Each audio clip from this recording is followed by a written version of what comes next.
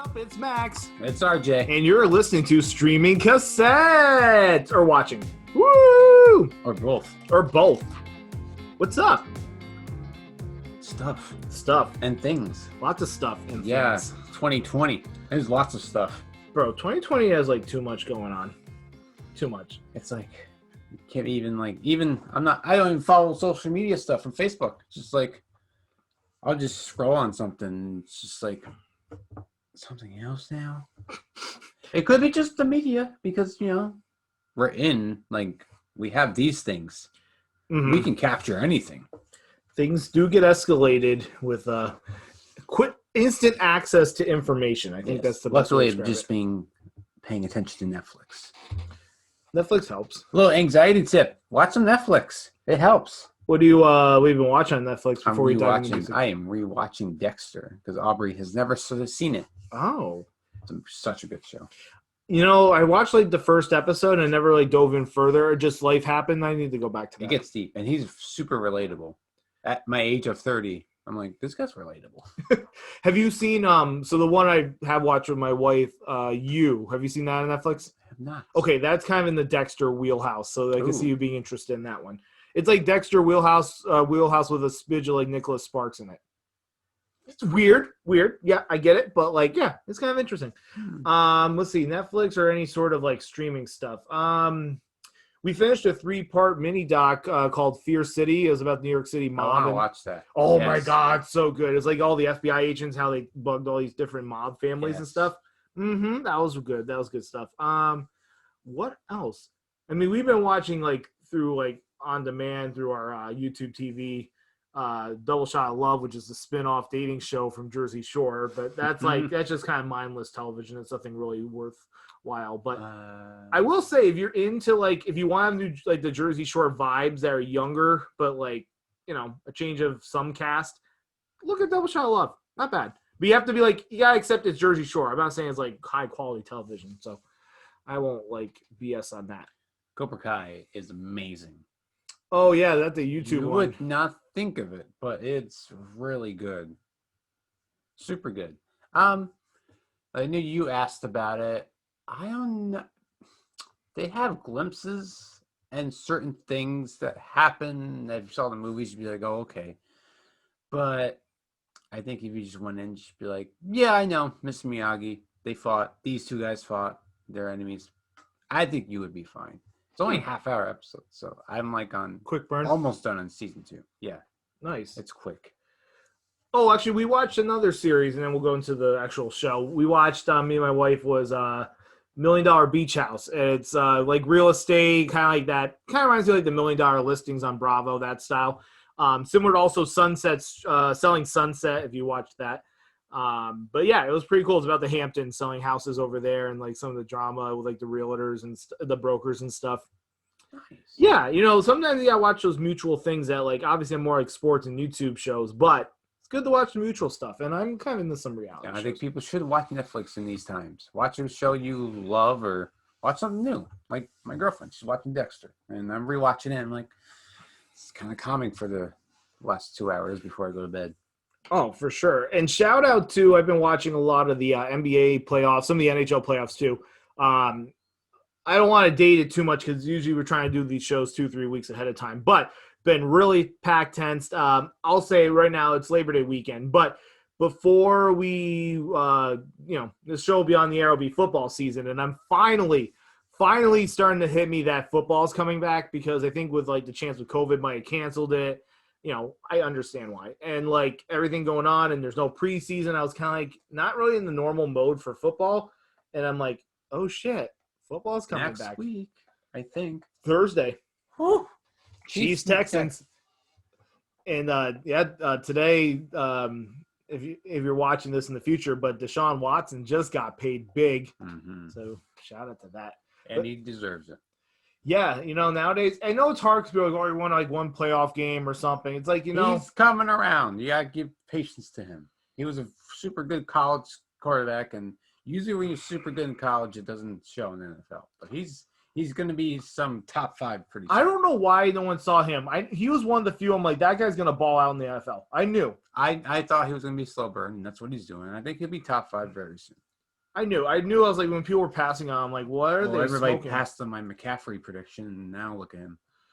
Well, that's he got like the RG3 treatment. I think people thought he was gonna be injury prone and not stacked enough, and Guy's freaking ripped. Have you seen him? Oh, I know, but they just thought he was like a tiny little dude. He won't like because there's been like running backs, and they obviously the one glaring thing with him is because he is like white. That's not really more Danny Woodhead. Yeah, he's not like that position, right? So like people kind of assume like, oh, he's just gonna be kind of a utility back. He was a punt returner and also did some receiving. You know what I think he also got categorized in was wow, we're really going into sports on a music show, but I feel like he was kind of put in the block of like Reggie Bush. People thought he was going to do everything, and then Reggie Bush, while he was good, he was still kind of limited. So I thought maybe they put McCaffrey in that box. But yeah, I'm pumped for it. I'm just pumped. Yes. So let's go into Memer Stream. Ding. And we're kind of mixing up. We're actually taking a song that's actually relatively popular on the music charts right now on Spotify and Apple, but is obviously a meme, which is the song "Mood Swings" by Pop Smoke featuring little Tjay. You probably heard it. It's like the shorty you a baddie, she my little boo thing. Shorty got the fatty. I was hoping you did that part, but that's the song. So we listen to it, and we have our opinions, but let's give you guys a little preview, and we'll tell you what we think. Shorty a little baddie, shorty my little boo thing, and shorty got the fatty. Shorty be catching mood swings. Every time I fuck without a rubber, I nutted on the covers, and I kept it undercover, cause I don't kiss and tell. Every time I fuck, she call me daddy. My little mama nasty. I see the pussy through the panties. She tastes like candy. Hey, shorty got the fatty. Does she? I think. I hope so. That mood swings, bro. Okay. Did you go first last week, or did I go first? Doesn't matter. I'll go first. Okay. All right. Let me set the table, because I know where you stand when we did pre-show. This song, in my opinion, is a stream. But hear me out, because people are like, are you saying it's like certified fresh? I don't know. I think it's a casual stream. Is it as like you have to look at in this contextualization here, right? That's a big word. Contextualization, word of the day. Maybe I'll put like a little there. Jabroni is now a word. Jabroni? Wow. Yep. It's official. It's in the dictionary. We're going places now. Oh, yeah. The Rock made it cool, and then took him like 20 years to be like, yeah, we'll give it a word. But, Selfie took a year. Well, you got to just put that time in. But so I think the song is a stream, right? You have to contextualize that in 2020, where hip-hop stands. Pop Smoke passed away in February. Rest in peace. But just to give a little context, he was like the lead voice in the drill movement of hip-hop. Which is kind of based on how the hi-hats are arranged. Trap is more of a steady flow. Drill is a little scattered. The reason I sound very smart about this topic is because I have to thank a Genius video segment on YouTube. So thank you, Genius, for helping me out understanding difference. Is that the guy's name or? No, the channel is Genius. They do like lyric breakdowns and instrumentals. You ever seen Genius? Ooh. Great channel. I would recommend it. Yeah, they do like more hip-hop. They do some pop stuff too and make some occasional rock. But yeah, Genius is a good channel, but yeah, I learned about drill this way. What's interesting, unlike other songs, usually the meme is at the very beginning of the track. The meme of the song was at the last end of the song. Very interesting. But yeah, I would give it a stream. And what I mean by like contextualizing rap this year, like it's not. I like things maybe a little harder, a little more intense. It's kind of maybe more casual on the lyric side. And that's just kind of the sound. So that's more of like, what do you prefer for a sound with like your music, especially with hip hop and rap? Maybe it's not the thing I'm going to listen to nonstop, but if it's on my playlist and I'm playing to it and I'm kind of like that, hey, shorty got a fatty, I'm going to probably play it and have a good time. So that's what I think I was telling you in pre-show. Mm-hmm. It's based on, you got to look at the world around you and what the product is giving you. And that's why I think it's a stream.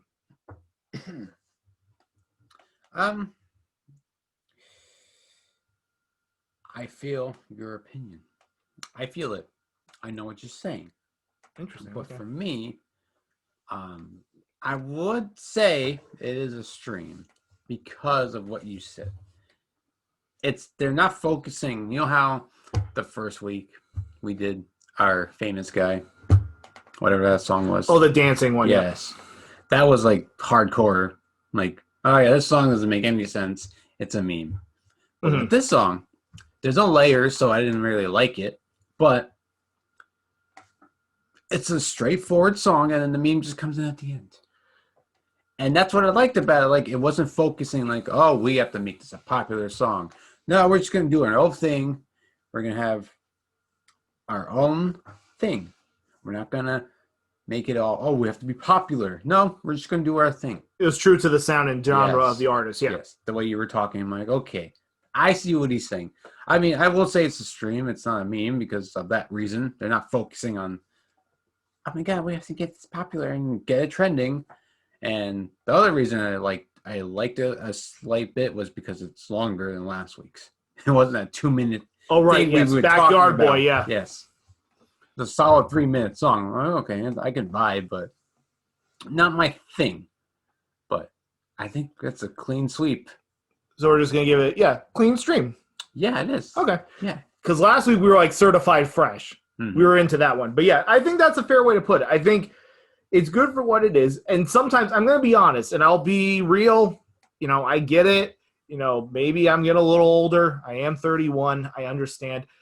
Sometimes certain songs that are popping off in maybe the hip hop scene or any current music that's more Gen Z based, it may take me a little while to get on the board with. Not every song. There's songs I click right away. Right away. I love it. I feel it. And then there's ones where I'm like, okay, I listened to it a couple times and I'm like, all right, I feel this. And that could fall in this category. Not so much that song, but the whole genre of drill. I don't know a ton on it. I know who Pop Smoke is, and I kind of learned a little more and how, like, the song that came out early this year, War by Drake, was basically him taking nods to drill. That was like, that's what Drake does. He kind of takes nods to different genres and then just sort of does it. You know, Drake's kind of like the cornucopia rap. He just sort of I will say does things. It's boring for me, but I could see why somebody would be like, I can vibe to this. Mm-hmm. I mean, I wasn't like, it's so boring, I'm turning it off. I'm like, no, it's boring, but at the same time, I'm like, I can vibe. I'm not going to, like, skip it. I will say, compared to other drill songs, this is a much softer track. Usually drill goes, like, very hard. I want to say kind of was sort of one of the originators of drill, from what I learned in my research, was, it's the explicit version's Hot, I'm not going to say the word, but Hot Boy by Bobby Shmurda. Mm. That song is very, very, a very prehistoric early version of what drill is. Cretaceous period? Yes. Of drill. So, yeah, I say for meme or stream, Pop Smoke's version, or not his version, but his song, Mood Swings, is a stream. May not be fresh, but it's a stream. It's a stream. All right. So, you know what's cool about this week? We're going to change it up a little bit. You know, you've known us for being the debate guys. We're going in the 2020, why not? Yes. We are still going to do that. This isn't like a total like remix of the whole show, but we're like, you know what? You maybe want to hear some refreshing stuff. Maybe get to know us more because we are part of the family of the show. Us too. You'll probably see more people of the family as life goes on, some guests, some on and off hosts too. But we're going to kind of dive in. And you have your list, right? And then I'll pull up my list here. I got both of our lists. I like to take notes. I love notes. Notes are good. I think you should do the honors of introducing what the segment is. Okay. This is our main segment of this week. Segment, and it's actually our first countdown. Ooh, I like that. My God.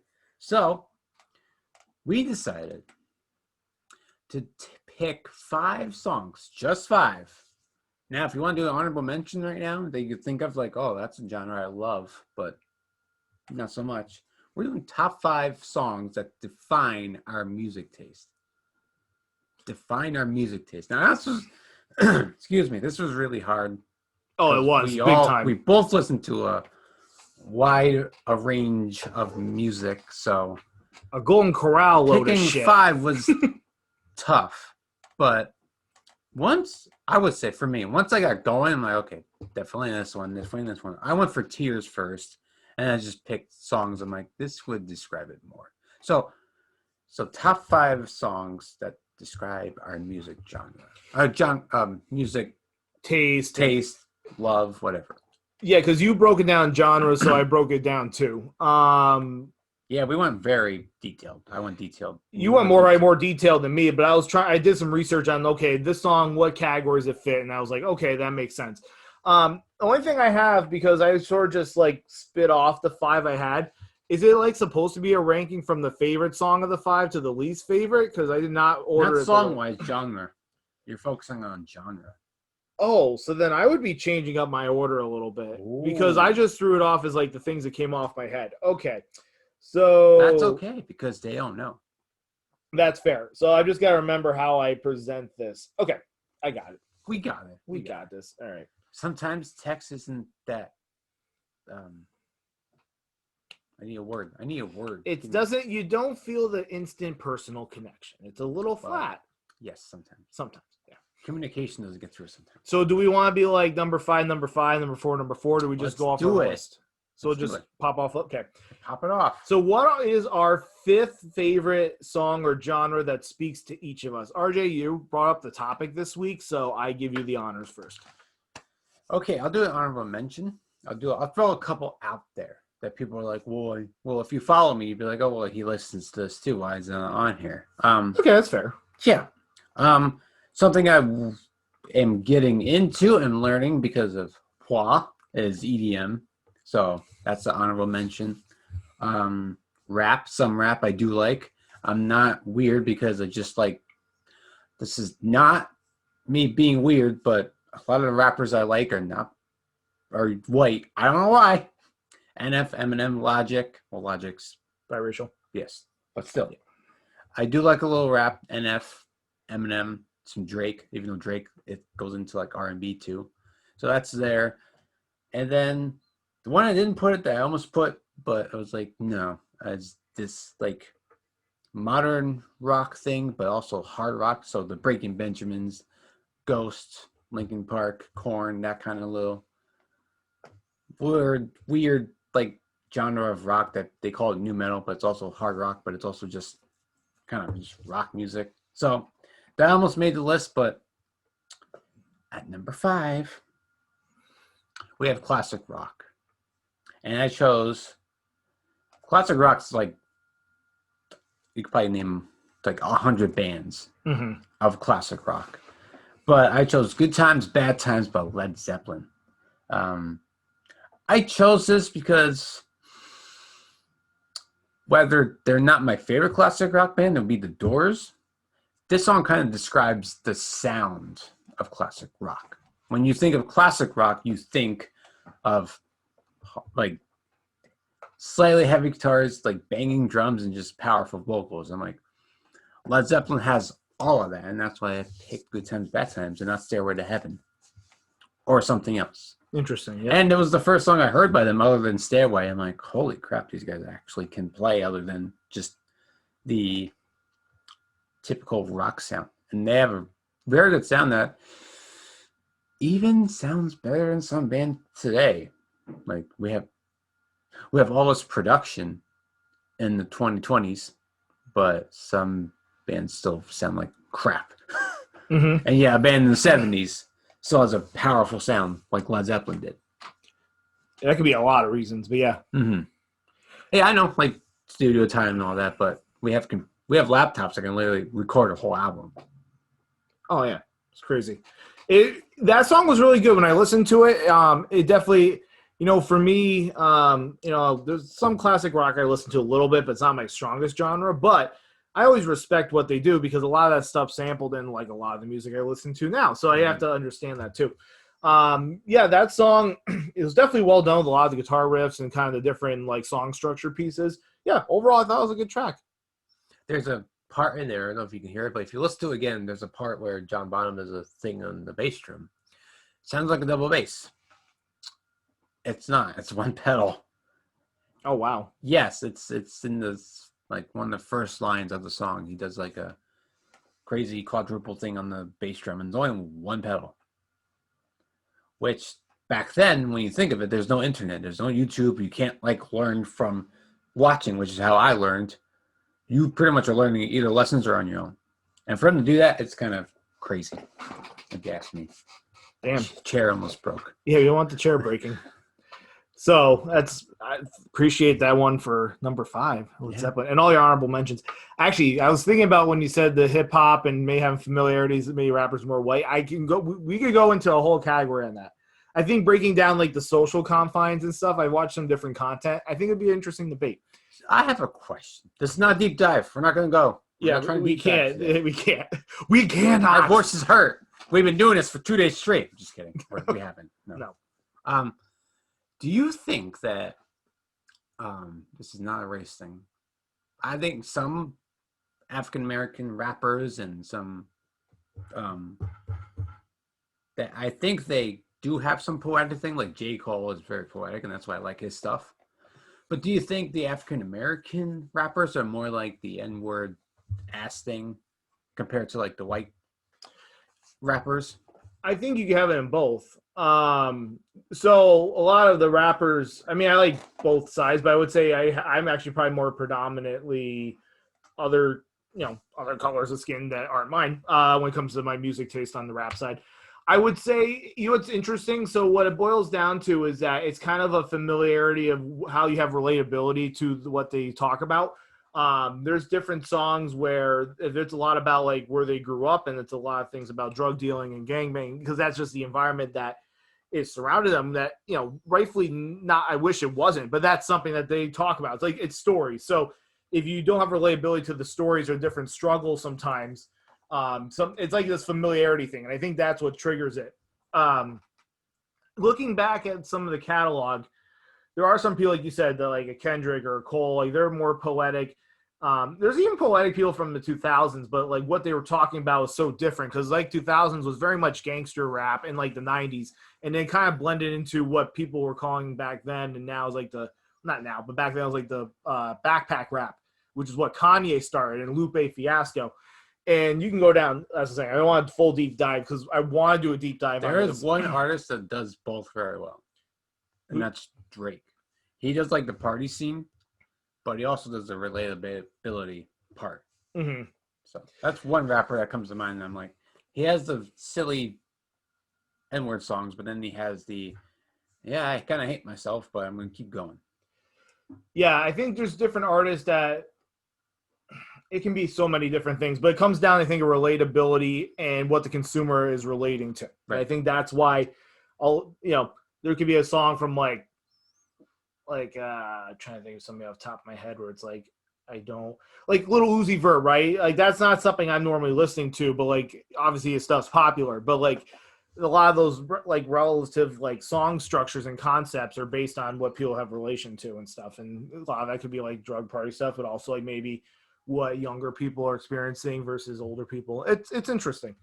But that's sort of what I think. It's more of a relatability to the audience. So I'll do some honorable mentions, come to think of it. So some areas I didn't touch on. I could have done like some stuff on punk rock, because I do have some of that from the 2000s area, not so much now. But I was kind of like, okay, it's not like a huge staple in my catalog. I enjoy it thoroughly. I mean, I got the Blink shirt on, but I was like, okay, let me wait on that. If anyone knows me, I am kind of a like mainstream, like top 40 hits radio kind of sucker guy. So definitely some pop tunes I got. I'll admit I have like, and then from like a Bruno Mars, Sam Smith. I mean, there's probably even songs on my phone that I have that are like more female ballads, like not ballads, but like those like, little Ariana Grande or like older Mariah Carey, not newer, but a couple of her songs I have are like now I don't have a ton, but like NSYNC or Britney. Like there are, I'm not going to lie. I used to always kind of cover it up because I was worried that, like, if I showed that, it made me, like, weak or, like, like, that was back more before people were more accepting of your sexuality. Like, it means you're gay. And, like, it's stupid shit. But, like, for me, I loved it. I think I just was a sucker for really well-done song structure. And, like, I get it's marketed. But I think I always liked the formulation. And I've always liked it. But I didn't bring that on my top 5. That's another one. Tearing Up My Heart. So good. Tearing Up My Heart's great. Great track. Everybody by Backstreet Boys. Oh, so good. Amazing. The video, God. Yep. And another one too I would have brought up is obviously 90s hip hop and like 90s R&B. I have a lot of those I vibe with, but I was really like in like kindergarten to 5th grade. Like I listened to whatever like the main stuff on the radio was, but to be like, oh yeah, I know like a deep discography dive on like the Wu-Tang Clan. Like I'm gonna be honest, I found more like Wu-Tang stuff in the last 5-10 years. That was me with grunge. It was like it was on the radio. I heard songs, and like 10 years later, I'd be like, oh, I used to hear that in the radio all the time, like Pearl Jam or Nirvana. But I'm not gonna be like, yeah, I know everything at 4 years old. No, like it's great. I could be like, it's cool. I listened to a couple of the main songs, but it's not worthy of me bringing it up into a discussion like this. So I think that kind of sums up the ones I didn't touch on. Number 5, because my list has kind of changed here, but let me bring it up this way. Okay, so my number 5 song I'm going to use is Location by Khalid. This is a really good track, and so one of those artists that are more current now that I absolutely love is Khalid. Fucking love Khalid. And not to be confused with DJ Khaled, different people, but yes. Yeah. More on him later in life, not today. Khalid, it's called, the genre he's technically in is called Neo Soul. Now, I'm not going to say that I'm like the master of Neo Soul and dive into all these different things, but I do like how he brings a lot of like this kind of almost like an indie alt pop vibe, and I think he kind of fits that realm. It's similar to another artist that's very similar to him is Gallant. Weight and Gold. It was a song that was like played on Red Bull commercials. That was another one that's kind of in this neo soul vibe. Even stuff where you can kind of put in the same wheelhouse as this. Like Drake touches some of these areas, but I actually can bring up Drake later in my list. But would Passion Fruit be that song? Passion Fruit would fit a neo soul vibe. Yes, that's a good point. In my opinion, yes. Good job. Yep, that one would, like a Marvin's Room would, like The Weeknd. That's another example of some neo soul. Yes, I like some of his stuff. Yes, The Weeknd's a great example. Maybe like some of his '80s stuff, you almost could put like in like a throwback pop vibe. But like his earlier stuff, definitely in this category. Even stuff like you could even put some of Halsey's catalog in this, just kind of like more of that like a soul based vibe. Obviously, she's more pop, alt-based, or like even a Billie Eilish. I don't listen to a super ton Billie Eilish, but she would even kind of fit in this vibe. At least in like kind of like this breakdown kind of like sort of pop that has like a sense of like authenticity, R&B, like collaboration. Like your traditional R&B is really not as prominent as it once was in the 2000s and the 90s. So this kind of fills the gap. So that was kind of mine, was that number 5, Location Khalid. What were your thoughts on that song? I've heard it many times. And it's a great song. Every time I hear it, it gets better. I do feel the indie vibe. It's really good. Really good song. Nothing much to say other than that because I've heard it so many times. Yeah. But it's definitely it's going to be, we're going to say this a lot in this show, but this is going to be a classic, and it is already a classic. I think so, especially for that era, and especially because he kind of popped off out of nowhere. He got big because, I might ruin it. I think Kendall Jenner was the one, but she put in one of her Instagram stories, and that's how it popped off, because he was definitely doing the SoundCloud thing. Other songs I love from Khalid, Young, Dumb, and Broke, and I know it's from the same album, but American Teenager. But then you can go a little deeper in the catalog. Obviously, Talk's a big track. Better's really good. Even Saturday Nights is a good track. Love Know Your Worth.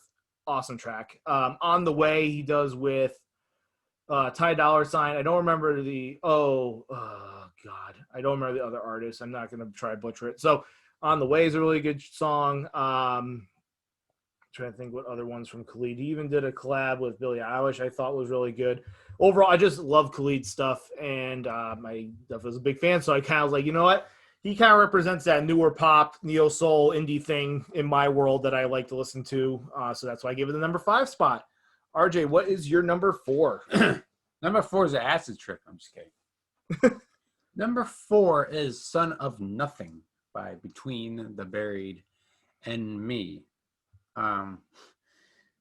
This is another deep dive we can do, but we're not going to do it today because so the concert that I saw on Twitch was them. They played this whole album, which is called Colors, in its entirety, which is like 60 minutes of just if you notice the last 2 seconds of the song, how it just like cut out.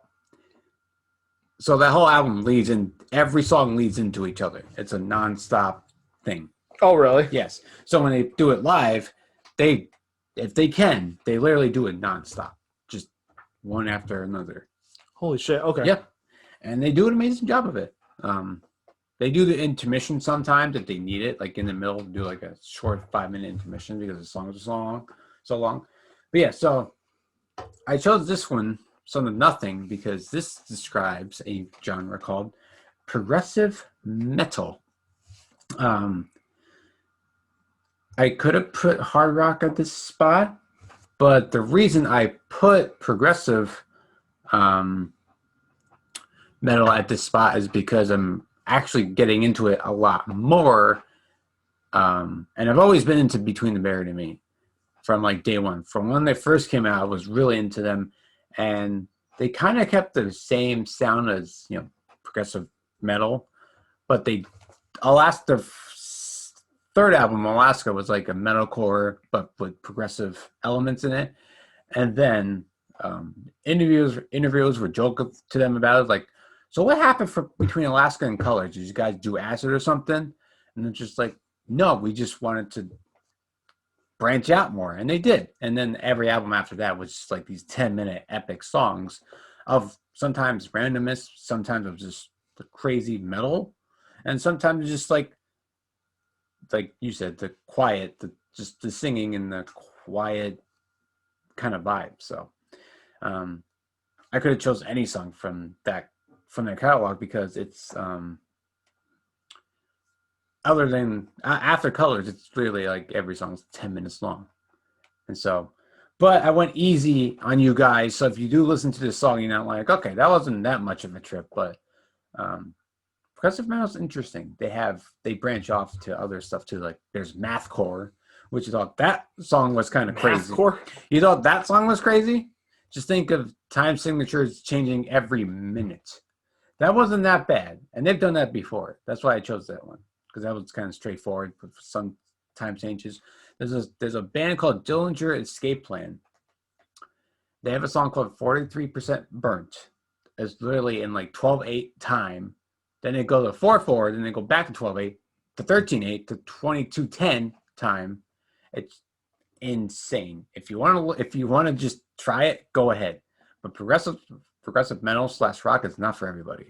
And I will say, from like the naked ear for you, like a random person who doesn't know anything about progressive rock or metal, it's very to the naked ear, you hear pretty much just noise.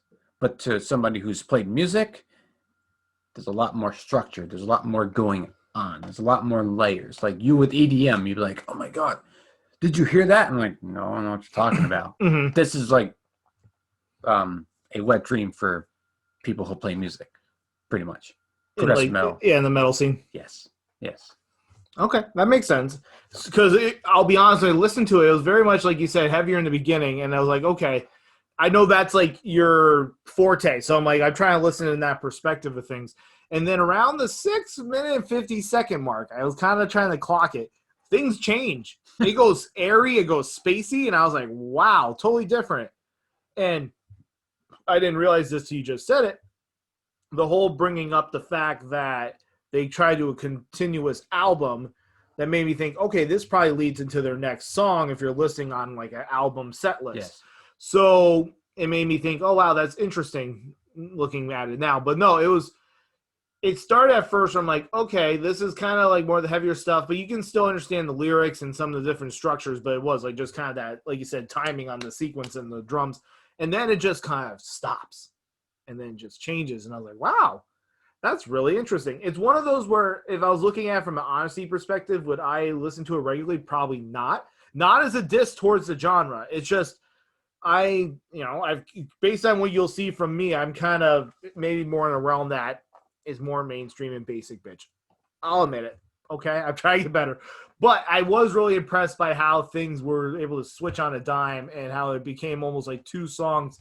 And I know other artists have done that, but I think they did a nice, it made like the structure of the guitars from the hard to the second half actually all made sense. Everything was kind of in concept.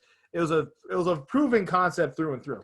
That's why I enjoy them a lot. I'm not saying that because they're like the top 5 for me. I'm not saying that because I saw them live twice, once on Twitch and once in person. Their transitions are just so smooth. Like some bands will do this kind of genre / mathcore just to do it. Do it for fuck's sake. Just because they can.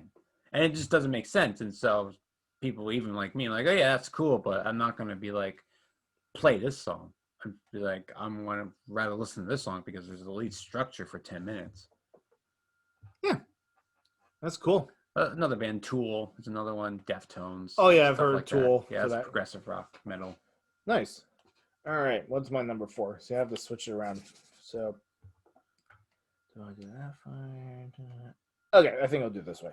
Number 4, I am going to put on here. You know what? Last, I'm calling audible.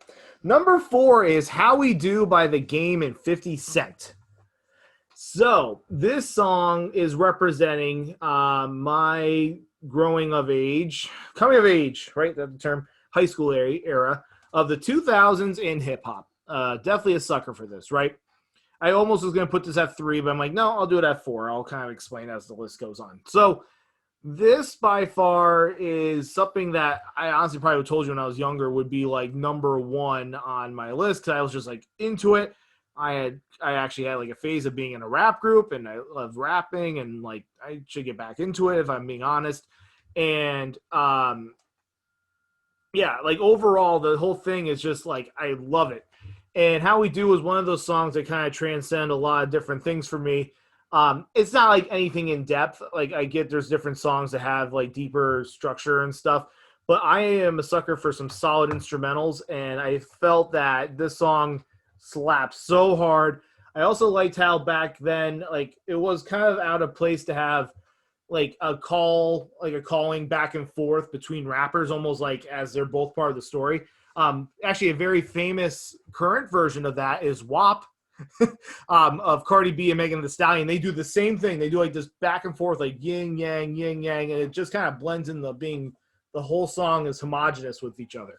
I think "How We Do" does this. I think 50 really resembles that mid-2000s hip-hop style. Obviously, it changes. I almost was going to put a lot of like Kanye West maybe in this slot too. I loved a lot of Kanye's work back then. Obviously, I listened to Eminem when I was a kid. I'm not like, there was a lot of his as well. But I was trying to think like, okay, what are some songs that I really got geeked out for when I was in like high school in the 2000s, cranking up in the mom's minivan, driving in high school, Nissan Quest, white, Jelly Bean, 99. And this was one of the tracks. And is there some nostalgia to it? Nissan's not a sponsor. No. Lord. Nissan seats, there won't be a sponsor. Their seats are so goddamn uncomfortable. Sorry. I work at a place where I take photos, and I had to do a Nissan Frontier on Friday, and they have very uncomfortable seats. The cars may be fine for other things, but they need to improve their My family had 2 Nissans, lasted 20 years. Really? Yeah. Wow. At least, like, not 20, but you know what I mean. A lot. My mom's Quest lasted for like 12 years, so I'll give her some credit. You know, they do last a while. But uncomfy seats. Not sponsored, uncomfy seats. Anyway, but "How We Do" by The Game 50 Cent, my number 4 choice to categorize the 2000 hip-hop. What says you, RJ? I like the instrumental. I've said this before to people and to you. I just don't like 50 Cent's rapping. You kind of shocked me on that. I don't know what it is. I tell people as a joke, and like he did mumble rap before it was cool, kind of thing. It's a great song. I'm not saying it's a bad song. I'm just saying like I don't know. You have artists that are just like, I just can't vibe with it. I just don't get it. And you can't vibe with Viddy? I just don't. I don't know why. I like "In the Club." That's a great song. And I told you, Wankster's a great song. Yeah, "In the Club." But great. like, I think it's just style. But hey, the more the merrier. Because obviously it worked. Mm-hmm. Yeah, no, definitely. I mean, obviously, like I said, it was very era-based. Right in 2007 was where like his discography was starting to decline. Kanye kind of took the reins with Graduation. Like, you know, we know this. Well, maybe you don't know the story, but we know like what the story usually is. Sorry to the audience. I heard my dog barking in the background. But yeah, I could have done oodles and oodles and oodles of noodles of songs. Could have done some 3-6 Mafia. We could have done some Tjay. We could have done Lil Wayne. We could have done, hell, I'm trying to think. We could have even done like Juvenile, Slow Motion, great track. We could have done like Jaquan Tipsy, it's a one-hit wonder, solid banger. We could have done Little John. Ludacris. Ludacris is very undervalued with his rhyming schemes. I have to just put that out in the airways. Agree. Nelly's another one. Nelly's more like, I feel like Nelly's like the 2000s flow rider. Like, great solid stuff. Don't have no beef. Great tracks, everything. But like, it just never was that. It was more service level. And now people are like, well, 50 is probably service level. But I don't know. 50 maybe just the East Coast guy in me. But How We Do was really a song I think that kind of spoke to my 2000s hip hop. So, all right, I'll shut up. Number 3. Number 3. It's not rap, but I'm gonna do your kind of thing. Like I could have chose a lot for this one. A lot for the genre category. Yes, you said, like, I could have done Lil Wayne, could have done this. I feel you for this one. My number 3 is a song called "Love Like Winter" by AFI, and it describes pop punk and punk rock. Like you said, I could have chose a bunch of stuff. I chose this because I feel they don't get enough credit for that time, because they were pretty big in that time. And there's only a few bands that I still enjoy from that era that still make great music today. They still have really solid music today.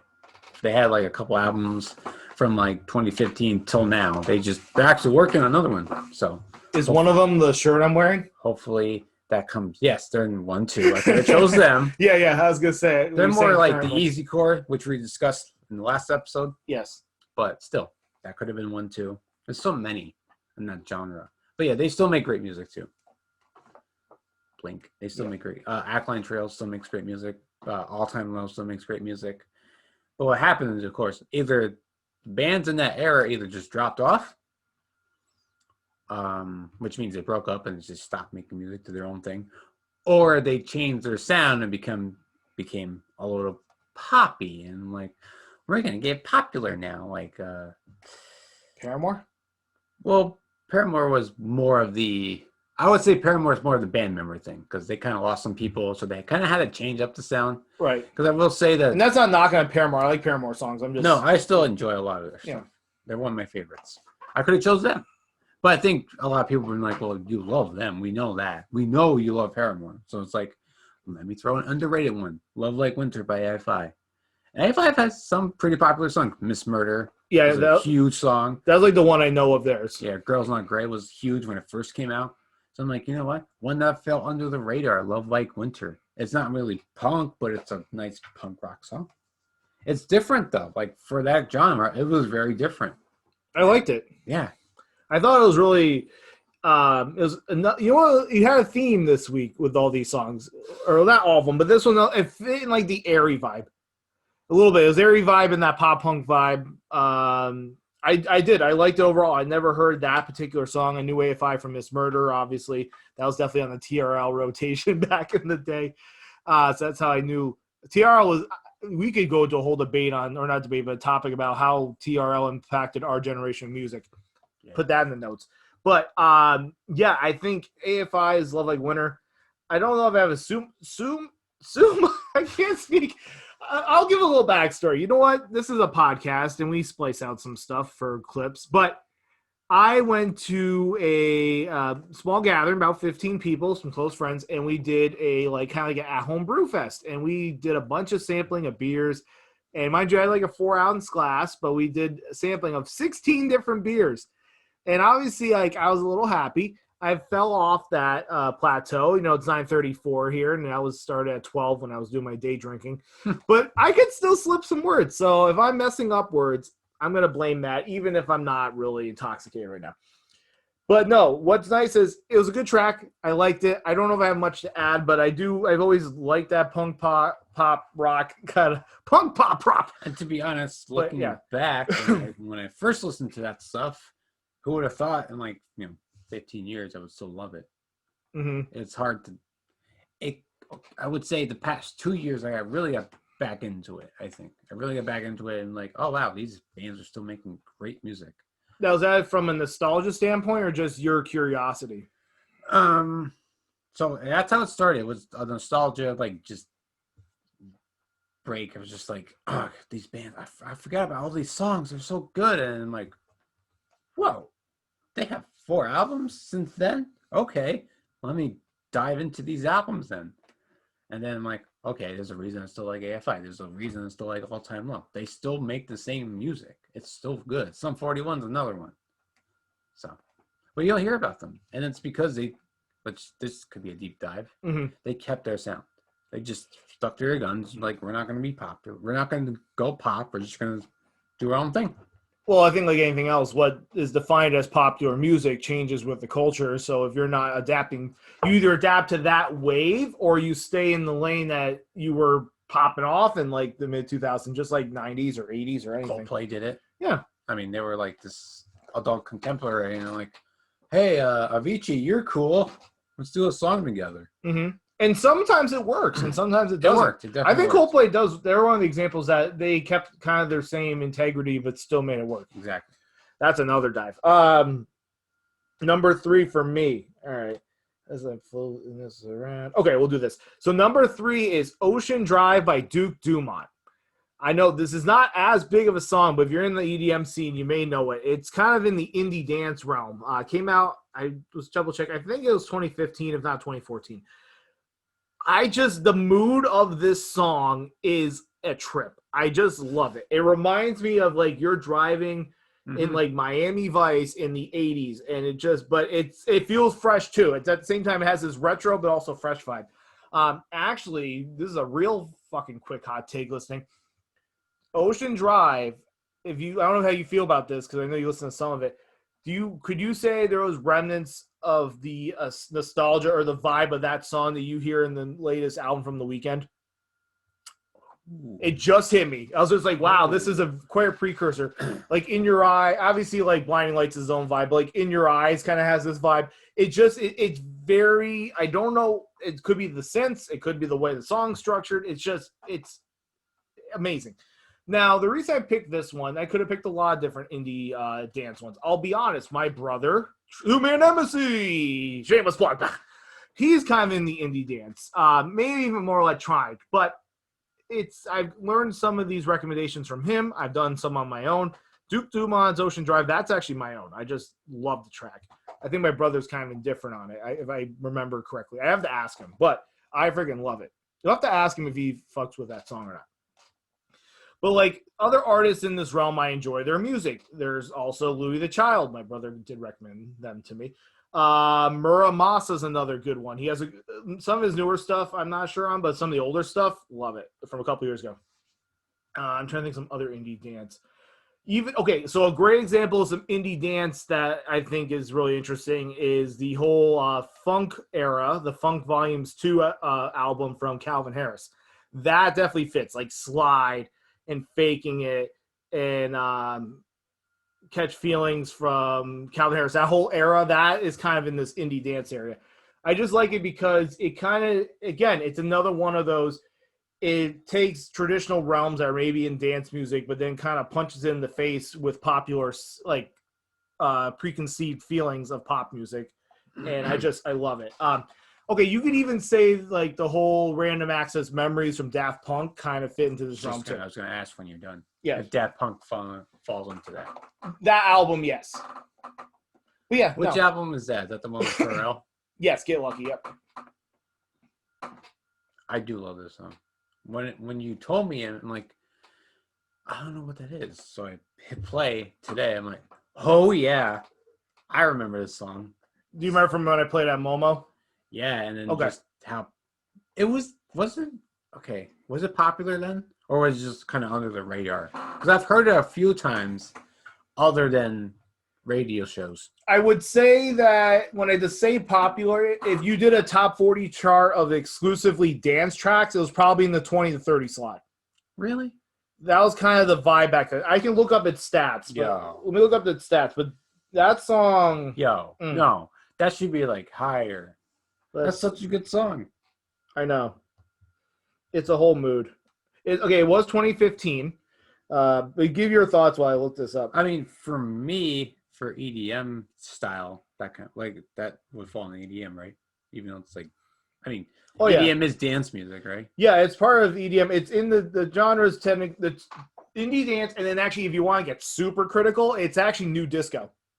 If you want to get really technical of the genre, yeah. For me, it's not my go-to for EDM. Like, my go-to is like Calvin Harris and Martin Garrix, and of course, Two Man, duh. But it's such a good, like you said, just a good vibe.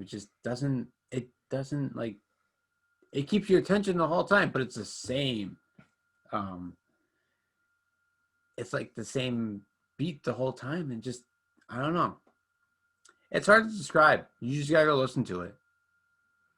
So for stats, okay, it was like number 1 in Poland and some other spots. But if we're looking at U.S. exclusively, U.S. dance club songs, this chart actually doesn't exist anymore if you want to get super technical, but it was basically songs that were in rotation at nightclubs, exclusive for dance. It did hit number 1 on that.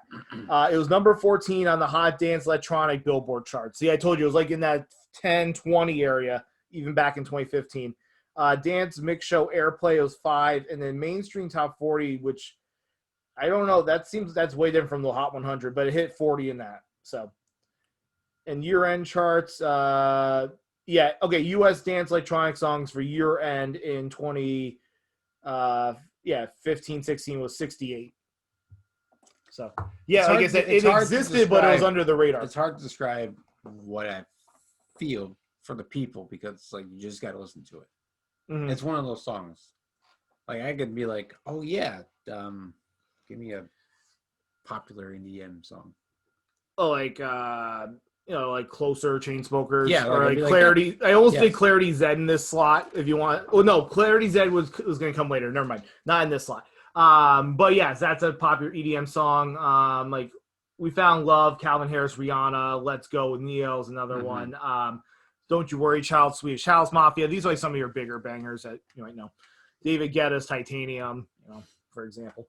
But no, this one, I could have done a lot of different things, and there's a lot of cool ones out there. But I felt this song is just really interesting. If you want to honorable mention this category before we go to number 2, Day and Night by Jax Jones with Madison Beer, and actually I want to say Martin Solveig's on that track as well. That one, different from Ocean Drive. It's not the same, but different. But that's another mood in itself. It kind of has a 90s EDM vibe, but it's much fresher take on it. That's another cool one. So, we're getting to the top 2s, top man. 2s. Woo.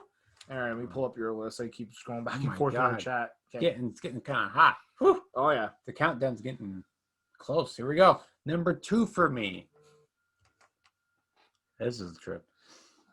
Speaking of trips. It's his boys. We got number 2, Blasphemian by Infinite Annihilator. Deathcore Vegan over here, RJ. Deathcore Vegan is back, baby. Obviously, the genre is deathcore. Deathcore is a little...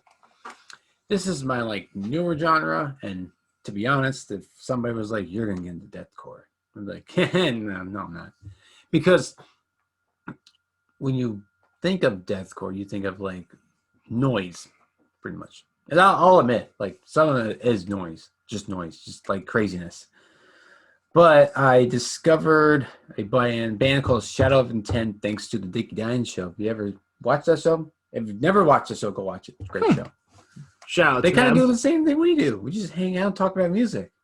So they were talking about breakdowns, and there was a band called Shadow of Intent, and they did a vocal breakdown. You have your EDM breakdowns. You got your breakdowns with drop tuning guitars. You got that. I never heard a vocal one. I'm like, I gotta check these guys out. They were a deathcore band, but what I liked is that they had strings and stuff in them, so it was kind of okay, experimental. And then a recommendation was Infinite Annihilator. I'm like, funny name, okay, let's go in. And then my world got turned upside down, and I went to every other recommended artist, and then here we are, Deathcore Vegan. To describe Infinite Annihilator, I can't.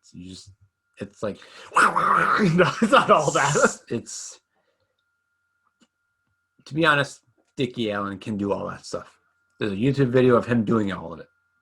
It's not studio controls. It's him. He can make all those sounds. Link in the description. Like we'll put the link. Link in the description. We'll put the vocal diaries of Infinite Annihilator so you can be like, oh, he does all these things. Now, I will say some of it is programmed because they are that kind of band. They just want to be crazy. But I will say like I said, the newer album isn't as nutso. There's structure. So, but the first time I heard Blasphemian, I was like, okay, kind of run in the mill, kind of deathcore. And then there's one part, you probably heard it, at like 4.5 minutes where I just, like, I'm not going to, it's like bang, bang. And then he holds the freaking growl for like a minute. Oh, yeah, Jesus. Yeah. Mm-hmm. And that's in the diary. You should go look at it. It's in the diary. And he just holds it. I'm like, what is going on? And then he does the whole thing of the angels and stuff. I'm like, oh, that took a crazy turn. And that's how I discovered deathcore. And it's my number 2 genre. It really has grown into something crazy that annoys my girlfriend sometimes, but it goes hard in the paint. I'm not gonna lie to you. It does, and live they go hard too. And this is another band right here called Signs of the Swarm, another deathcore band that the singer can do these really weird growls with his voice, where it sounds like his voice is like doing like a windmill. It's insane. It's insane what these people can do nowadays. It's insane. I can't describe deathcore in any other way other than some of it's insane. I mean, for you, something like Shadow of Intent would be more interesting because they have strings and there's structure and there's like orchestra stuff. And your brother says you love those strings. I love some goddamn strings, that's for sure. Strings and horns, no doubt. Okay, so I will say with this, because you kind of dove into it, and I'm not going to lie, I struggle to understand what the vocals are. But Infant's one of those bands where I'm like, I need to look this up. Yeah, I ain't gonna say I know shit. I may have heard one word he said like beneath or something. I will say VTM but Between the Bear to Me is not that bad. I can understand most of it. Did you understand most of that song? Son of Nothing? I would say about 80% I can get. In the first I'd probably throw 50 then if you're 80, yeah. I could understand that. Okay, so I will say what was really pretty was the intro in that song. Oh, yeah, the Egyptian kind of Yeah, that was pretty pretty on that. And then, like you said, that whole growl at the end, it was like, Jesus, you're holding in. And then the drums just going ham on the last, minute? I know. It was just like, I'm like, is this a machine or is that somebody actually pounding a drum set? The double bass pedal. And, yeah, it's a little programmed, but at the same time, it's like he has to go pretty fast for them to get it. Yes. So that was kind of there. But, yeah, that sums it up. Deathcore is, definitely a you have to be kind of feeling it. It's a cult, really. It's a community. It is. And I think, there may be an artist or something that I listen to that's you just have to accept it for what it is. But no, I think I just love the craziness. And I respect it because it's about you and I love you as a friend. Does that make sense? Yeah. I mean, I'll listen to it is Suicide Awareness Month. I mean, I will say that. I do listen to my depressing music like I Prevail in Linkin Park. But sometimes my anxiety just needs a crazy breakdown to get me happy again. It's it's a good distraction. I will say, they say to get rid of anxiety is to be calming and stuff. While I may not listen to deathcore, I will listen to really intense high energy drops and stuff on my end, and it for some reason that will calm me. It does, yeah. I think it's just hearing a consistent rhythm. It's almost in my mind a mathematical equation. Okay. You hear the drum, it's going to go click, click, click, and I don't know. That's just how I am. And having some form of ADHD, it just keeps me, entertained. Yeah, maybe that's what it is. Number 1. Or no. Number 2 for you. Number 2 for me. Don't rush it. Jump in the shark here. Super Bowl shark. Yeah, Super Bowl or shark. Baby shark. Left. That was my right hand. No, I don't know. Okay, yes. I want to make sure because my order was all jumbled up on my paper. So sorry. Mm-hmm. Number 2, 2010 hip hop. Oh, okay. Yep. Yeah, a little curveball there. I'll explain why. So for the song I picked, we said we were going to bring up Drake. Well, Drake came up because I know that he has some controversy with some poaching of genres. Yes, yeah, he's like a culture vulture. That is a controversy with Mr. Drizzy. Okay. The Sixth God. But I will say this: headlines by Drake from the album "Take Care" is Overdose on Confidence. Chef's kiss. Great song. I think because back then he was kind of still chasing for the recognition, right? Now I'm not trying to discredit Scorpion or Views, but those are in different. Okay, we'll get back to that in a second, but. That's just in a different atmosphere of Drake, where it's like the whole where energy came out. If you're reading this, it's too late. Nothing was the same. Take Care. That's just Drake was hitting bangers in that like span of 2011 to 2015. Yeah, it's just another level in my opinion. That's not to discredit Drake's newer stuff. It's not to discredit the early stuff. I actually did like the earlier stuff. But I think the earlier stuff was kind of stuck in that 2000s formula, and then he kind of like actually started carving the way to what the sound of the decade was going to be. But Headlines by Drake, one of those songs I just go off and I enjoy nonstop. So because I bring up 2010s hip hop, there's other songs that I do enjoy. I like, obviously Kendrick. You have Damn with like Humble. That's obviously a big one. I like Good Kid, Mad City a lot. Swimming Pools is a good song. Bitch Don't Kill My Vibe. Poetic Justice, I think, is highly underrated with Drake. Great. So I'll say this about J. Cole. J. Cole is good, but I'm not going to say that I am a stan for J. Cole that I listen to nonstop. It's one of those I listen, and he has some talent on things, and there's different songs I have, but I'm not as well-depth on him as much as other people. I do love, we brought up actually on Max on Mix-Off, I love No Role Models from him. That's a great track. I like Workout even, which I know is a little more pop-based, but like if more of his authentic stuff, it'd be like No Role Models. Power Trip and Miguel's a good song. Middle Child's another great track. I know those are kind of more of the bigger hits, but I do like those. And some of the other stuff he's done has been well received. Somebody who actually kind of gets shit, but I actually enjoy his music, and I know it's maybe not as in depth like on a meaning end, but I like his stuff. Is Big Sean.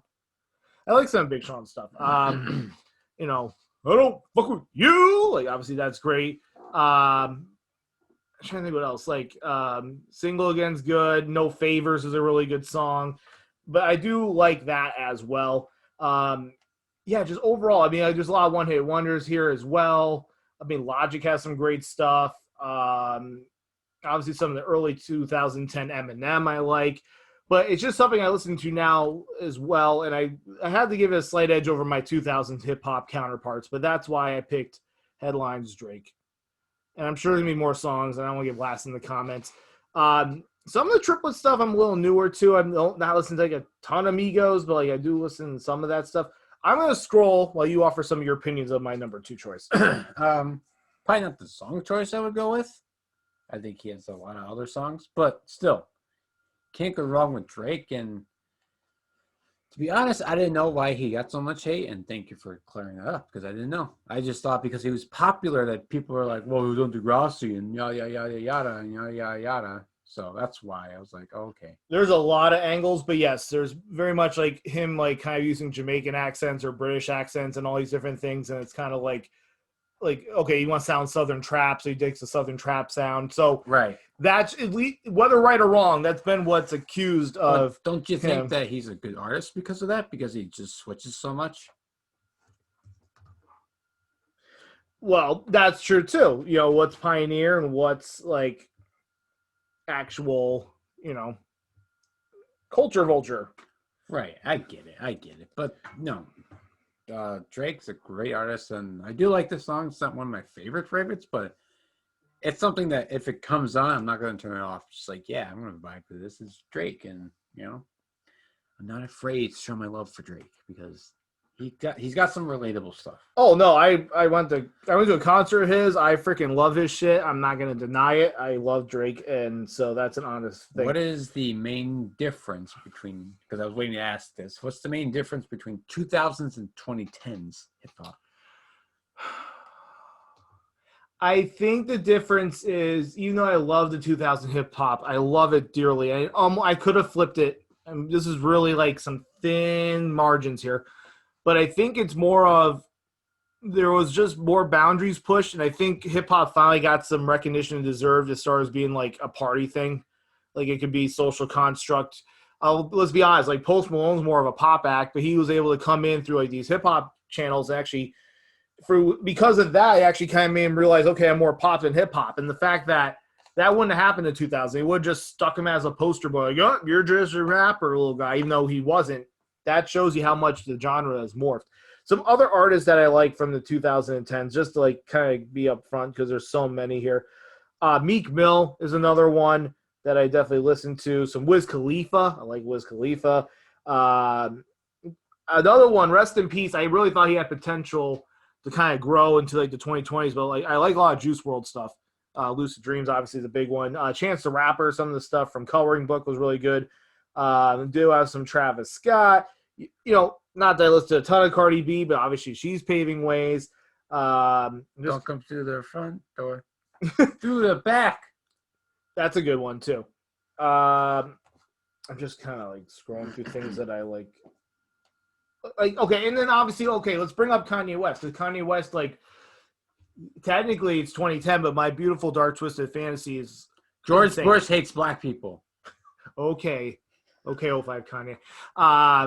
He does that stuff. Even in his songs, he'd be like that. Well, no, might have the times have changed, but like, yeah. So I would say the 2010s is just more of a lot of it's probably tied in like the Drake. I'll be honest, but I think it's just a matter of more of. As I got older, I appreciated maybe more of the lyrical content. I appreciated where it went. I don't think I understood as much of it in the 2000s. Like I'm drawing a blank, but the song that the Drake, Big Sean, and Kanye did, what's it called? Blessings. I love And that song. what, Kanye had like 2 lines at the end? He's like, condoms! It's like, Montessori. yeah. That's good. It's like, what? Oh, I know he was kind of, some people say he's a one-hit wonder. I think he has like 2 hits in my opinion, but Kyle. I like Kyle. Kyle's a good dude as well. Not punch any walls, hopefully. No, not that Kyle. But I will say, you know what's one thing I never really, I'll be honest, and I've been growing back into like understanding is I never really fully listened because it wasn't so much of a radio friendly thing, and that's kind of been my struggle, and I'm trying to get better about not being so much of a radio basic bitch, is To Pimp a Butterfly, Kendrick Lamar. Because people rave about that, and I've listened to some parts of the album, and it's really good. Like, all right, you know. So that was just something I wanted to bring up. So let's do number 1. Okay. Here we go. Number 1 genre for me is metalcore. Metalcore! The song I chose was from 2020. Look at that. A 2020 track? Defender by my boys, my favorites. August Burns Red. Yeah, 2020 came out this year. Yes, you love the August Burn Reds. Yeah, those guys are awesome. Saw them once. Super cool guys too. Super relatable too. And they have the best slogan. Angry music for happy people. Is that really their slogan? Yes, it's great. That's funny. It's great. So metalcore is definitely my main one.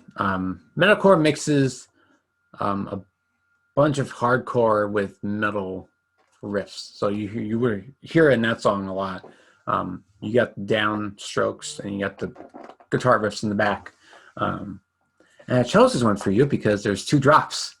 So I'm like, oh, he would probably enjoy this one because there's a couple of drops in this one. I did notice that. Thank you. And they also have the breakdown call-outs in this too. So, which is a big thing that A Day to Remember kind of made cool, which we talked about a couple times. Shout out, yeah. But yeah, metalcore is one of my favorites, easily my favorites. So many bands, but I had to choose them because they're like, I don't want to say they're the pioneers, but they kind of made it popular in the 2010s that, oh, okay, you don't have to be so dark and metal. You can be like uplifting and, hey, it's going to be okay. And we're going to sing about it's going to be okay kind of music, but we're also going to yell at you because we know you're angry, but we're also going to be like, hey, it's okay. But it's okay to be angry. So, and that's what the main thing about metalcore really is nowadays is, especially bands with Fit for a King and Periphery and all those guys, they kind of sing about relatable things. They just yell. And it kind of makes you feel like, okay, this guy's angry too about the same thing I just dealt with today. And because of suicide Prevention Month. Shout out. Jake, the lead singer, has a nonprofit called Heart Support, and a lot of those bands that I love are on that community. Devils Are Prada is another one. Memphis Mayfire actually did a song with Andy Minnow. Oh, yeah, pretty good song. But yeah, bands like that are actually going out into the community and helping out people with anxiety, depression, abuse problems. So, and it's good for the genre. It's great for the genre that they can go out and just be with the fans. And a lot of bands, and you could buy battles for this too. A lot of bands, a lot of rappers just kind of like go out, make their money. Like, yeah, fans, cool, whatever. I'll go in the back and drink my beer and just go on with my life. But drink my beer. That's what these bands are trying to do. They're trying to make metal like, okay, we may be angry, but we also want to help you guys out. And this is actually one of their softer songs too, to be honest. But if you guys want to get into the genre, check out their new album. It's not as crazy as other metalcore stuff. It's a lot. It's not soft, but it's softer in their realm. But it's still pretty heavy. So if you want to get into the genre, check out some August Burns Red. Guardians is out 2020. It's a 2020 album. But I do love this song. It's so good, and it's a lot different because they don't usually repeat things in their songs. Sometimes they do, not a lot though. But this one repeats. It has like a chorus and a verse and the pre-chorus and the breakdown. So, but breakdowns in every song. We all love breakdowns. But what's your take on this song? I liked the breakdowns, and I liked how, what I noticed about metalcore versus deathcore is while it is maybe and still intense and like you have to be kind of in the metal scene, there, like, I think for me it really breaks down to like understanding lyrical content and understanding what the song's about. And I think that's kind of the only like big takeaway I took from it. But yeah, no, I like the track overall, in the context of knowing that this is music that speaks to you. But yeah, I've kind of grown to be like, okay, maybe some more of this metal rock stuff. Like it's like stuff I need to check out. Mm-hmm. Actually coming up, I actually added one to my library. So we will talk about that later. Ooh. In Forward Finds, but, I dug it. I think it was a good song, and I totally get why you stand for August Burns Red. Oh, I do. Always. They're my boys. From Philly, of all places. Shout out, Philly. A farm town, too, right outside of Philly. What town? I put you on the spot. Yeah. Not off the top of my head. We have so many thoughts going through our heads right now. Yes. But yeah, it was a small farm town outside of Philly. Yes, circle back to them. Mm-hmm. Or circle back to the town, I mean. Big Eagles fans, too. Oh, God. I am a Giants fan, if you can see over here. You know what's funny? They're not fair weather, though. They're definitely diehards. Hardcore, yes. You know what I have to dive into? Because this wall, we're going to change it eventually with more music-based stuff instead of the sports. Neither one of us are Yankees fans, but we have a Yankees pennant and that baseball right over here. Is that funny? I think it's just, I grew up in New York, right outside New York City, so it's kind of like the thing. De facto, yeah, I get that. No, we have a wall with a bunch of ours and some of our friends' pennants and stuff back there. So we have residential Yankee fans in our lives, but neither of us are Yankees fans. No. Oh, I gotta throw this out there. I grew up in a Yankee family and was a Yankees fan, but then once I decided to realize, okay, I want to pick a different team and stuff, and it was more recent. I won't go into that long story, but anyway, I switched sides. I went to the Red Sox. I know, that crazy. Mets fan. But yes. Anyway, digress. Number one for me. I know what it is. You already know. Progressive House, EDM, but especially in the house segment. And the song I picked was Under Control by Calvin Harris and Alesso. Oh, so good. Calvin Harris has a lot of songs. I really think he might be my favorite EDM artist. Better than Chainsmokers. Oh, yeah. Listen, I'm not going to knock them because they do really good shows and stuff. But, yeah, in the world of, like, true, like, I want to see in my lifetime for, like, EDM artists, I want to see Calvin Harris. I think Calvin Harris is up at the top for me. Obviously, Martin Garrix is prime. Zed's prime. Swedish House Mafia obviously has, like, a lot of stuff. I only know, like, more of their major stuff for Swedish House. Obviously, really a sad one I loved was Avicii. Obviously, R.I.P. But, yeah, definitely Calvin Harris. And this song just has one of those drops that are just amazing. And Alesso does a great job too. I can't knock him. I don't know, when you have a collab, you don't know how much of the drops involved with one artist or the other. So let me put that out there. But This song is just such a prime song. I will say my growth this decade in the 2010s changed where I went from hip-hop to EDM more. I've always liked electronic music, but I never really understood when I was younger. It wasn't as widely available as it is now. And I used to be kind of a rap first kid and some punk rock and some pop music. That was kind of my vibe. And then EDM crept in, and I just really started digging it. And then my brother started making music, and I dove into more of like subgenres like Tropic House with Kygo, and you can do future bass, as somewhat like Louis Child does.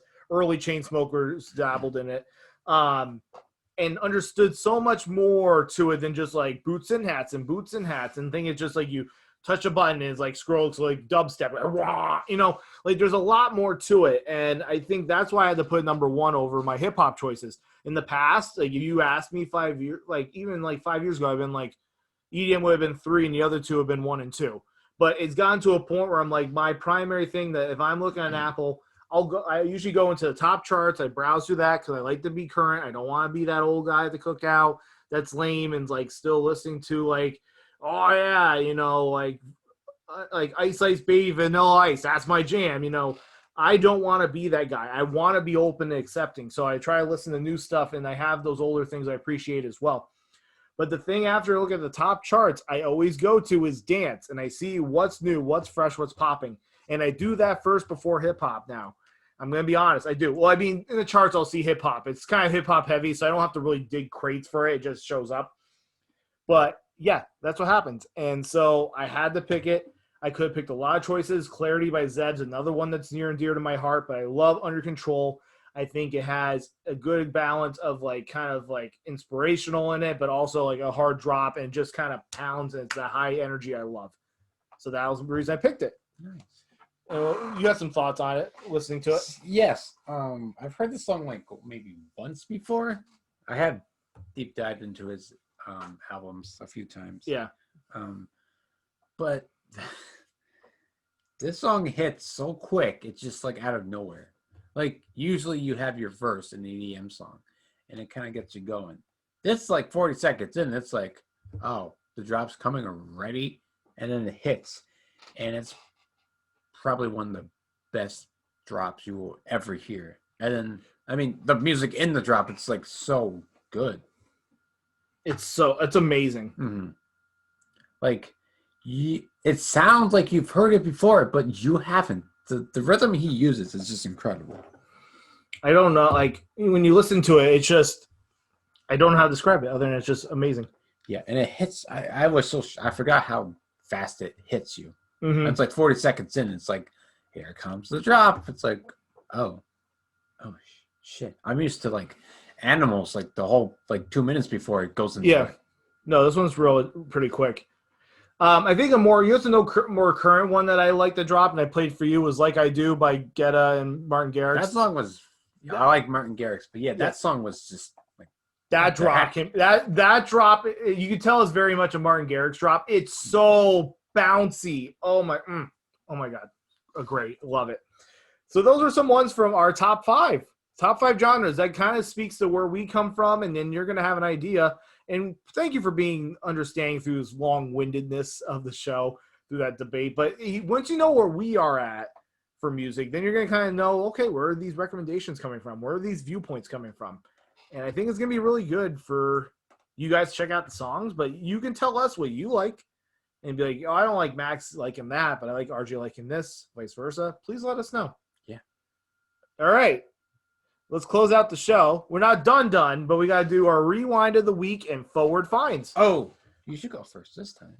Okay. First twice. Yes, I'll do this one. So, rewind of the week. I am rewinding no, I'm not. I'm rewinding shortly back. Our qualifications is at least 5 years. I'm only going back. I'm not used to the camera yet. 6 years. 2014, the year I got married, was a wonderful track. Thank you. Did you play at the wedding? No, it's not play at the wedding. I didn't get to pick it. Mind you, actually, there's a story about that. Anyway. Okay, you want to hear a story about a song that I wanted to play at my wedding and you didn't have it? So I was really into that at this time, and this is not my throwback, but I was really into the song Summer by Calvin Harris. And I thought it'd been great. I got married Memorial Day weekend of 2014. Ironically, we got married the same day, me and my wife, as Kanye West and Kim Kardashian. You want to know that? There you go. So we share the same wedding anniversary. So I wanted to hear Summer by Calvin Harris, the DJ, Irish Mike. Shout out to Mike Ryan. He did not have the song. And, this is before, like, you can kind of LTE as much, hotspots readily available on your smartphone. So the closest thing he could do at the time was Animals, Martin Garrix. So I did play that. That was fun, but it wasn't the same. I wanted Summer by Calvin Harris. So after that luck, I was pretty sure he wasn't going to have the song I'm about to tell you. That song is Latch by Disclosure featuring Sam Smith. This song is a mood. And I know I've been saying that tonight, but I just love it. It's kind of in this indie dance vibe. It makes Sam Smith's vocals so passionate. Another song I'd recommend in the same wheelhouse that came out, I think 2 years later, is Omen. Same thing, Disclosure and Sam Smith. Great track. Disclosure's done a lot of collabs with Khalid. You see a pattern here. I actually gotta say that maybe under like low key love is Disclosure as a artist group.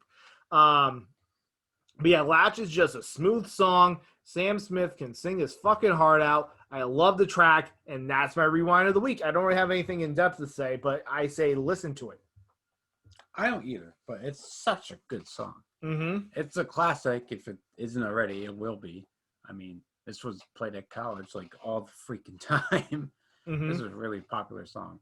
And yeah, in the chorus, he belts it out. Like he hits those high notes though. Oh, I get you in my... I won't ruin it. Actually, before we forget, preview time, Latch, Disclosure. Listen.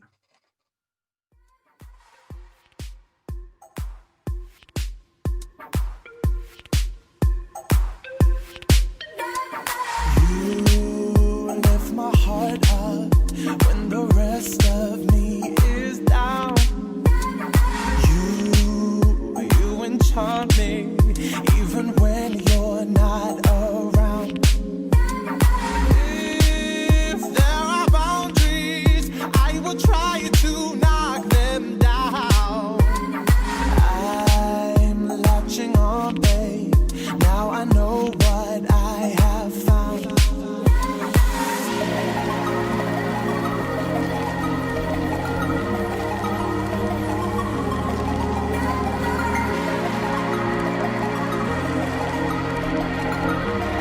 See, it's just, you got to listen if you haven't listened to it. I'm assuming a lot of you that are listening to the show have, because it was relative. It was really not like, okay, it wasn't top 10 worthy on like the Billboard Hot 100, but it was definitely in the top 25. You would have heard this song for sure. Honestly, you would have if you were listening to that type of music. So that's my recommendation for Throwback. What about you, RJ? So we are going back to way back again. 2004. You keep going back to 04. That seems to be a year that Last you week did. was 02. I think a couple of weeks ago was like You in that area. Miles Mouse was 04. Was it? And then mine, Breathe by Fabulous, was 04. So we 04 was quite a transformative year here at Streaming Cassettes. Yeah. So 2004 is Be My Escape by Reliant K. Here it is. Get out of here. I'm stuck inside this rut that I fell into by mistake. I gotta get out of here. And I'm begging you to be my escape. Giving up on doing this alone now, 'cause I failed and I'm ready to be shown out. You told me the way and now I'm trying to get there.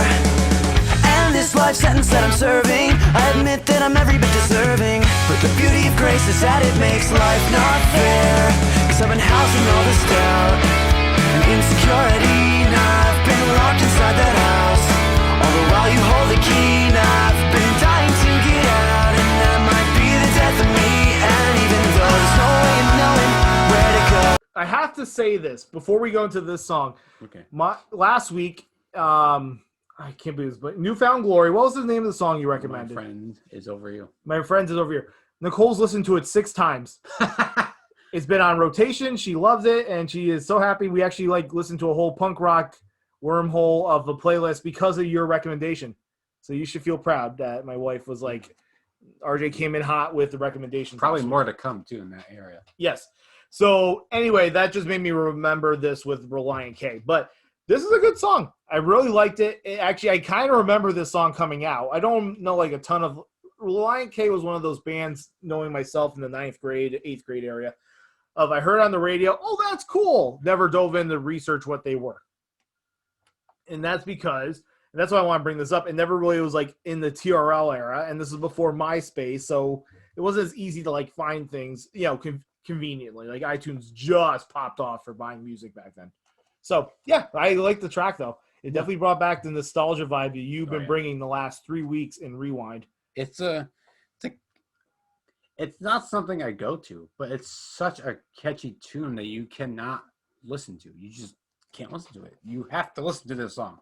Mm-hmm. Like every time it comes on, you're like, oh yeah, I remember this song.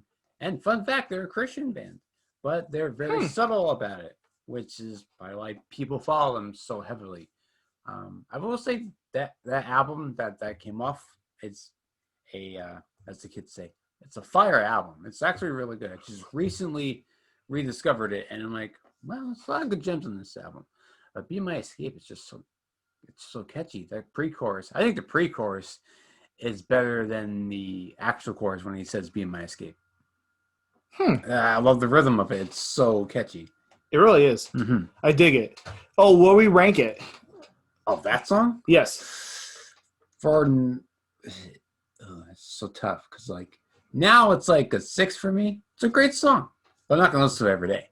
Mm-hmm. But like back then when that song came out, it's like 8.5 easily. That song was so good. I would give it a 6, but here's why I'm bringing it up that way. It's good, but if I'm putting in the realm of like my 2000s punk rock scene, like you said, the Newfound Glory hit me a little different. I thought of all the different like tracks, like All Downhill From Here, and I think there's a similar sound. There's like kind of a cohesiveness to that era. And this one's just off kilter a little bit, where it's like, oh yeah, I remember it, but it doesn't hit so much nostalgia feels for what I was listening to back then. There's a couple songs like that in that era. They're like, oh yeah, I forgot about that song, but just don't go to like. There's a song by Cartel called Honesty. I love Honestly by Cartel. Yes, great song, but like nothing, you don't think of it right away. Right. No, that's a good one. Mm-hmm. Perfect. That was definitely a one-hit wonder back then. Oh, that was. I think. And Where Did Your Heart Go Missing by Rooney? Yes. That's another one. Yes, that like pretty sure Cartel has like 2006, 2008 like rock wheelhouse. When you do you're gonna do your forward. I'll give your song an 8. That's a great song, by the way. Which one? Your Sam Smith. Oh yes, we didn't rewind. I think it's my first one. 10 out of 10. It's just one of those songs when I listen to. It's very rare I hit the skip button, and I love it. It's just amazing. I love the whole thing. Back in 2014, Sam Smith did a bunch of collabs. He did one with La La La, Naughty Boy, the La La La, and obviously his own stuff. And I think out of that whole era, obviously Stay With Me is a great track from Sam Smith solo, but from the collabs he did, because he did a few of them, by far, Latch is the one that hits the best. So, yes. Forward finds. Go ahead. Okay. Yes, my turn. Do it. So, I want to make sure I get the right title. It was definitely something that literally came out maybe a month ago. So I did Be Like That by Kane Brown, speaking of the country thing last week. But this is more, well, you'll understand why. Kane Brown, Khalid, and Sway Lee. Bro, that's a fire collab just by the names alone. But let's do a preview and we'll talk about it. Here we go. I might be better on my own. I hate you blowing up my phone. I wish I never met your ass. Sometimes it be like that, but I'm not myself the night you're gone. There ain't no way I'm moving on. I'm not afraid to need you back. Sometimes we both like wanna that. Love, we both wanna slide. We both wanna argue until we're both right. You wanna hug, a kiss, you goodnight. Maybe we're both just out of our mind. And you throw tantrums while I'm twisting up. No medicine is fixing us. Can't tell you why, but tell you what. You got me thinking I might be better on my own. I hate you blowing up my phone. I wish. Dude, I'm just vibing. Listen, Kane Brown's in it, and mind you, I don't listen to a ton of country, but I love the sound of Kane Brown's voice. It's smooth. Khalid, we know how much I fucking love Khalid on this episode. If you don't, are you really a Streaming Cassette fan? And then Sway Lee is actually really good. He honestly, okay, another hot take. Sway Lee carried Unforgettable for French Montana. It was not French. It was Sway Lee. Let's just call that like it is. And even Sunflower, you can kind of say maybe, but him and Posty were at least 50-50. But Unforgettable, that was Sway Lee carrying the whole fucking track. Okay, back to this, though. Love the song. It has, the only thing that's kind of country about is maybe a couple of the guitars, but it's really more like a Khalid, like, R&B vibe, but it's a lot, it bangs harder, at least in the realm of what a pop track is. It's just a vibe. It's great in the summer. It's getting plays on like streaming and stuff, but it's not, I thought it would have more recognition because the level of collab quality on this, I think, should be higher than what it is. Yeah. And I think the reason it isn't is just because either people really want pure rap songs, or maybe the Kane Brown country thing, pure overdone by that like cross thing. Because I know Diplo's been doing a lot of collabs, obviously Old Town Road last year. So I don't know if Made's getting dragged down nationally because of that. But the song is amazing in my opinion. So I'll give it, I don't want to get too over my head today. Let's give it an 8.5. I think they could have done a little more with like Sway Lee and Khalid on this song, at least like in some of the structure. They kind of went for safe things and brought back Kane Brown on like predictable bridges and hooks. If you're really breaking into the like nitty gritty of the song, but overall, solid track. No, I liked it. I really liked it. Going back to the meme song, the meme song's pretty straightforward. This song's the same thing, but why I like this a lot more is there's layers. They add layers each time if you listen to it through headphones or through your car speakers. There's lots of layers going on. Mm-hmm. And I gotta give them that. And I like different voices. Like you said, the guitar work's really cool too. Nothing like amazing, but that's the only nod I think that makes it kind of have a country feel. Yes. Which makes sense. If Kane Brown's the leading artist on the song, I get that's why they went that way. Like the Saturday Night remix that Kane Brown Khalid did, that was more of a Khalid track with a Kane Brown sort of like fusion to it. So they are previous collab mates, if that makes sense. Definitely a solid track. Nothing more than that.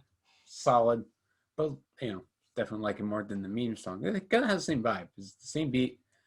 But what I like about Be Like That is they add each time. They add something different. So I give it a 7.5. 7.5, I'm 8.5. Okay, I think it's good. So far, fresh. I could see it becoming a 9 in my life if it like sticks around more and I see kind of how it hits me later on. But right now, I think 8.5 is good. That's kind of how I feel. So I think it's that time of day that we gotta say peace. But before you go, I think this was great. RJ, I want to thank you for bringing up all your music choices. And missing something. What? What are we missing? The shirts? What did you do? What did I do? What did you just do? I don't know what I just did. Did forward find. I did forward find. Yeah. But... Oh, I'm such a dick. I'm a dick. I'm addicted to you. No, I'm sorry. Simple plan. Don't hate. I don't hate. No. None of the Canadians. I thought you did your forward find already. I'm so sorry. No, you went first this time because I went first last 2 times. Bro, it's alcohol. It really is. The beer sampling. Like I said, we've been doing this for 2 days straight. We just keep changing our shirts. Dude, I know. So, yes, actually, because I wanted to talk. Yes, give me your forward find. I'm so sorry. It's okay. Nobody's perfect. We lost it all. What? We lost Nothing it all. lasts forever. Sorry. Can't be perfect. 2 Simple Plan references. Shit. Hey, Dad, look at me. Yes. Anyway. It's late. It's what, 10:22? Okay. Your forward find. Let me look it up here. I remember it. My forward find is called Let Me Be Sad, But I Prevail. These guys will come up a few times, so get ready. Let's play it.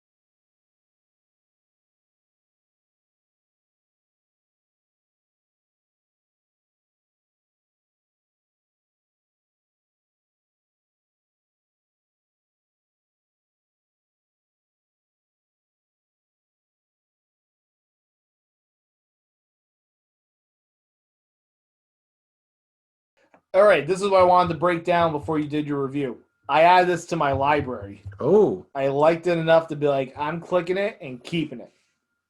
nice. And why?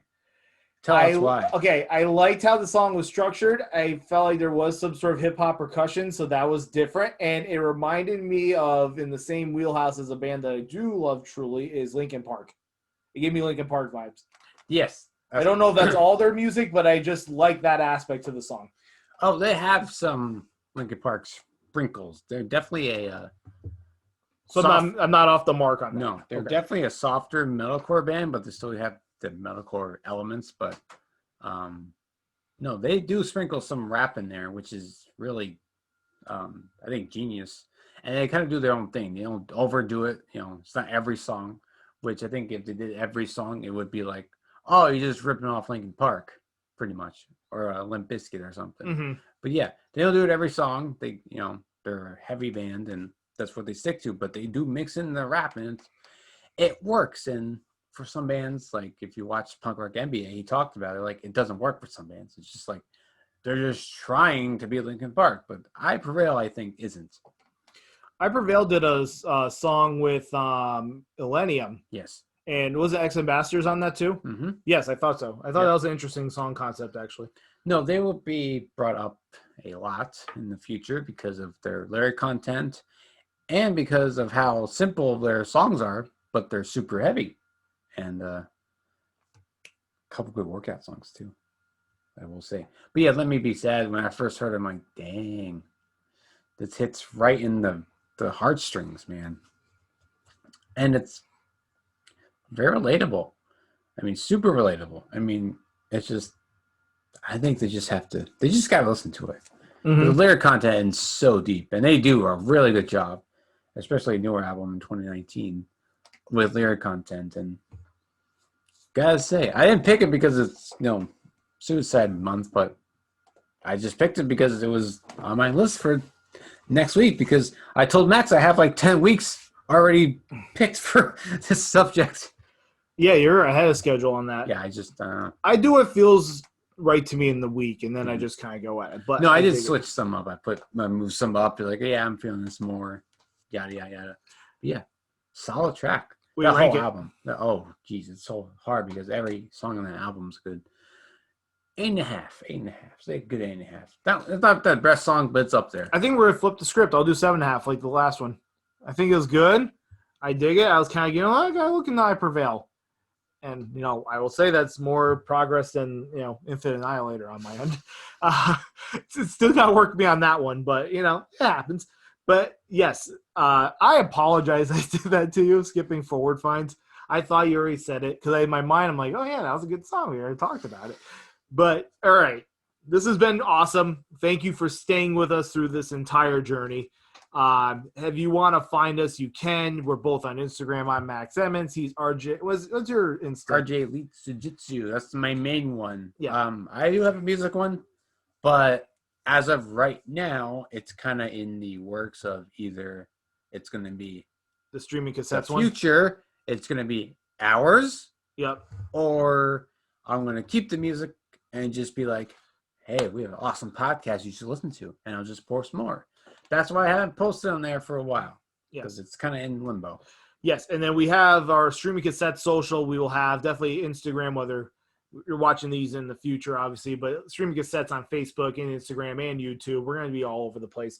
So you can always check us out there. Make sure that you always follow the rest of the gang at Wingman of the Year. Yes, football season, right? We're talking about that. Tables and trophies. If you're a Bills fan, he circles them wagons. Throwing them bombs, you know, Jim Kelly, Josh Allen action right there. You know what I'm saying? A little QB of the past and present. We also have Wingman Business. He flips cards, does all the Mac Daddy stuff. And then also they have Winging It. Hunter and Tyler just kind of fucking wing it. That's basically the show.